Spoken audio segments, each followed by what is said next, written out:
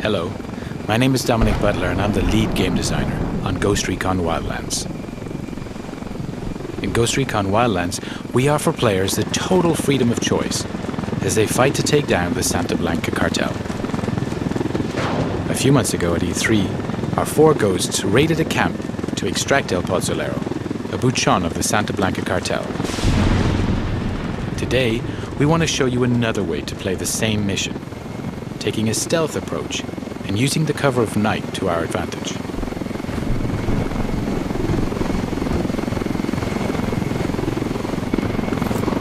Weaver, Nomad and Holt are base jumping from the helicopter.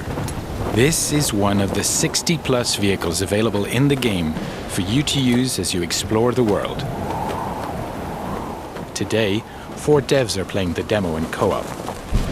But Ghost Recon Wildlands is entirely playable from beginning to end, in solo where you're supported by your AI teammates.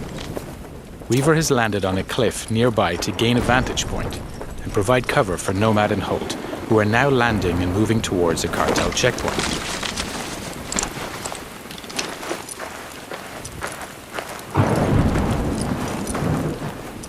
All 4 ghosts are now on the ground.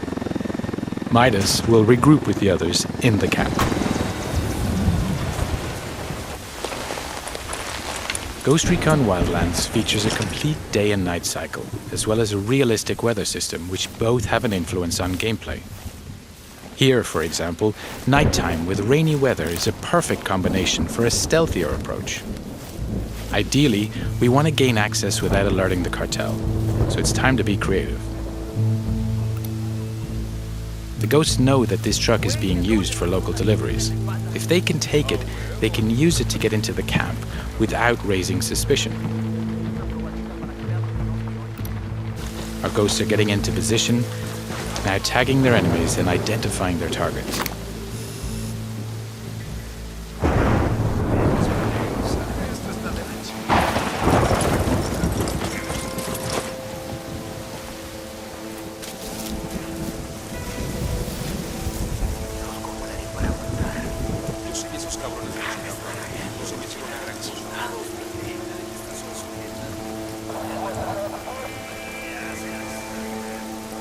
Midas is now using the sync shot feature to assign targets to his teammates.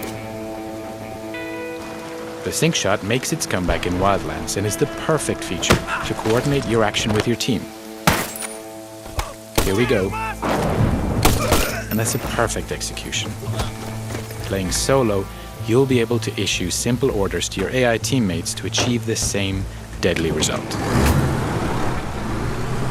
Now Nomad and Holt are going to use the truck to get into the camp without being detected.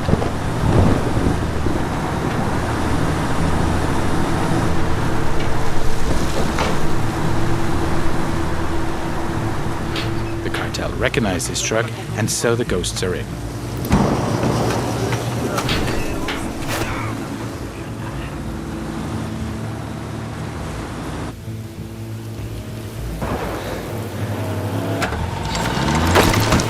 Holt has jumped out of the truck and is preparing a possible exit strategy by placing some C4. Landmines, frag, flash and diversion grenades will also give you the explosive edge and help create diversions. With more than 50 weapons available in the game that you're able to use and customize with hundreds of different attachments, it's up to you to choose the right weapon for the job. Each of them has its own ballistics model with piercing, dispersion, and bullet drop.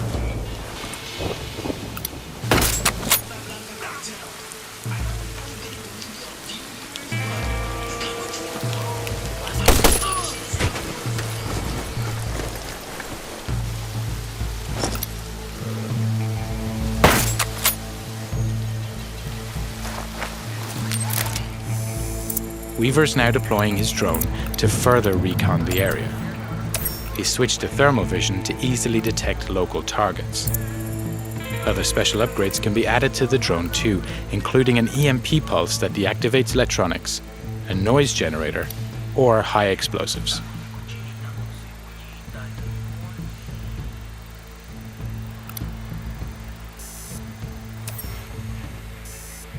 Okay, that's our guy. El Posolero working late into the night.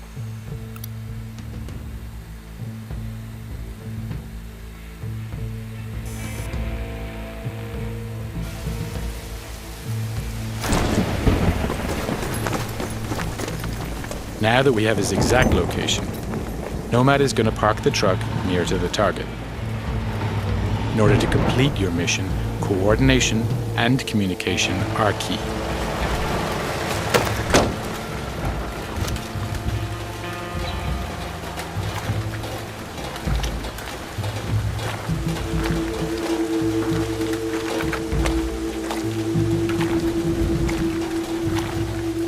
Nomad is now in position, waiting for the right moment to grab the target.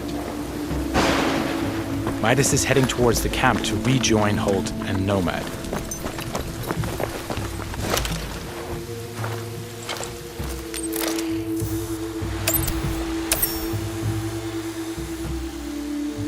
Weaver has located the camp generator with his drone. If the team manages to shut it down, they'll kill power in the camp, which will prevent triggering alarms or secondary reinforcements.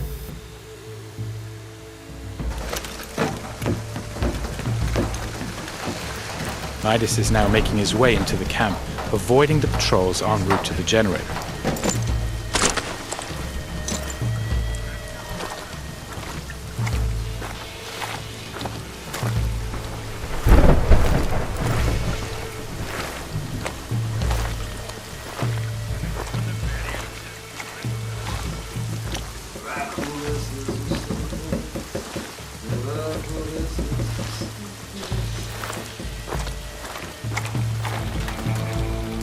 Holt is placing more C4 on the other side of the camp to provide further distraction in case the ghosts need it during their escape.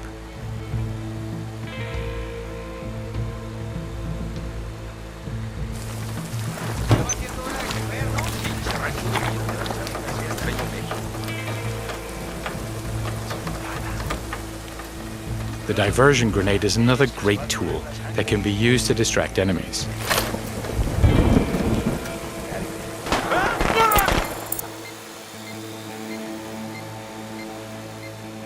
Since we're attacking this camp at night, we can take advantage of each NPC's unique day and night agenda. For example, this soldier here is taking a rest.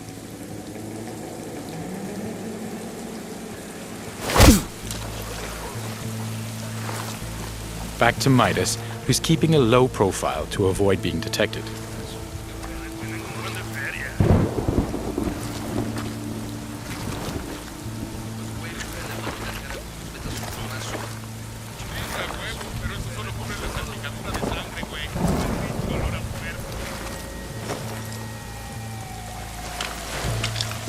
Holt is making his way towards Nomad and El Posolero's location.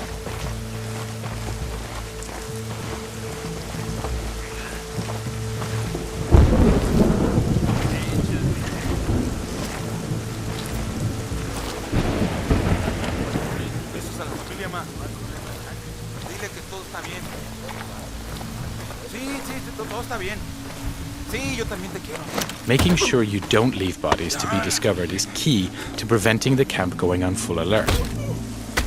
You can grab and drag your enemies away from the patrol path, so when you knock them out, they're out of sight.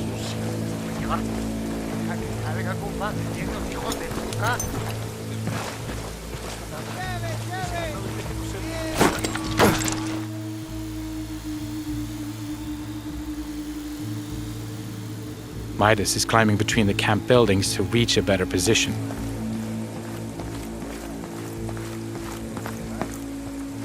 All the while, Weaver continues to provide cover.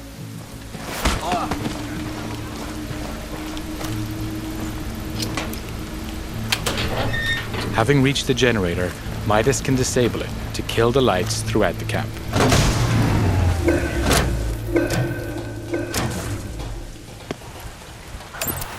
Nomad has activated his night vision to get closer to El Posolero. Now, while enemies don't have night vision, they will become suspicious as to why the lights are suddenly out. Now, we need to extract our target from the camp. The enemies are now alerted by the noise and are trying to find its origin.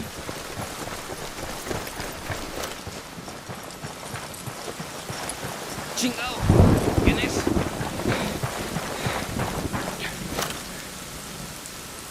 ¡Ahora, banda! ¡Hasta que esto se viene miedo, chingado! Holt is passing a rebel prison cage.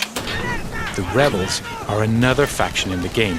They have their own conflict with the Santa Blanca, so they'll spontaneously engage whenever they get the chance.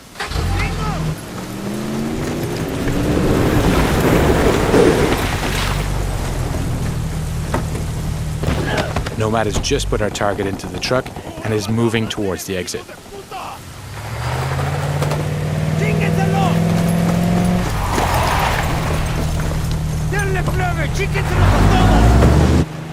Weaver is liberating another group of rebels. This camp is now erupting into a full gunfight between the rebels and the Santa Blanca. And to provide further disruption, we blow that C4 we placed earlier.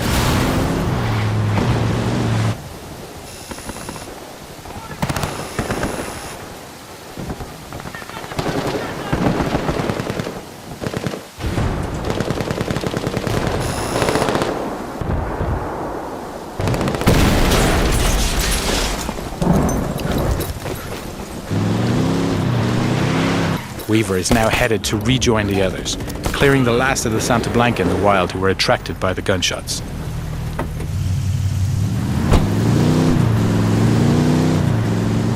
So now with El Posolero in our custody, we're going to deliver him to our rally point and learn key information about the cartel and his bosses.